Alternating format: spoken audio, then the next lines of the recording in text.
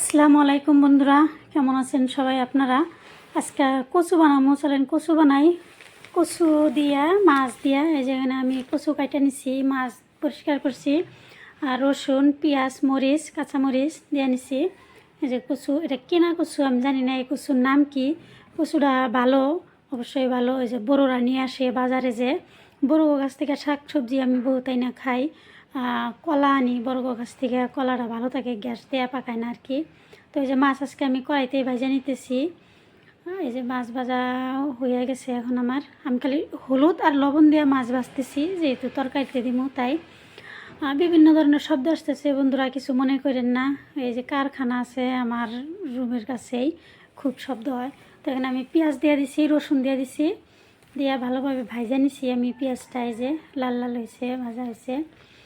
এই যে এখন আমি কচু দিয়েছি। কচু কিন্তু সবাই খায় না, কচু খাওয়া লাগে, কচু আমিও খাই।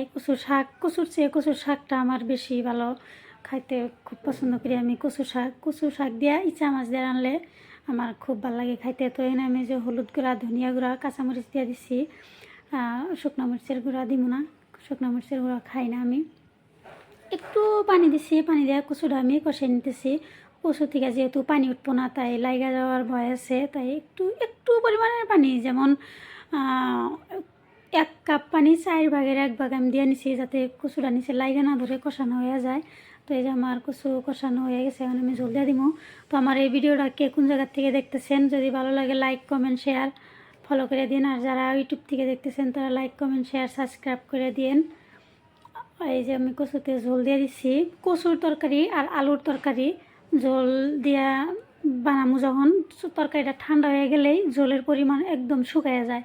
এই যে আমার ঝোল ফুটে গেছে, এই যে এখন আমি মাছ দিয়ে দিতেছি। এই কী কয়, এই মাছ কি মাছ আমি জানি না। তো এই কচু যে বানাইতেছি, এই কচুর তরকারি তো বাচ্চা খাবো না, কেউ কেউ খাবো না কচুটা, তাও আমি বানাইলাম আর কি। আমি কচু খাই, আমার কাছে ভালো লাগে কচু। এই যে আমার তরকারি হয়ে গেছে। এখন আমি একটু জিরা দিয়ে দিমু, জিরা বাটি নেই আজকে, জিরার গুঁড়া দিয়ে দিমু একটু। যে এটা কিন্তু কাঁচা জিরা, ভাজা জিরা না, আমি কাঁচা জিরার গুঁড়া অল্প দিয়ে দিচ্ছি।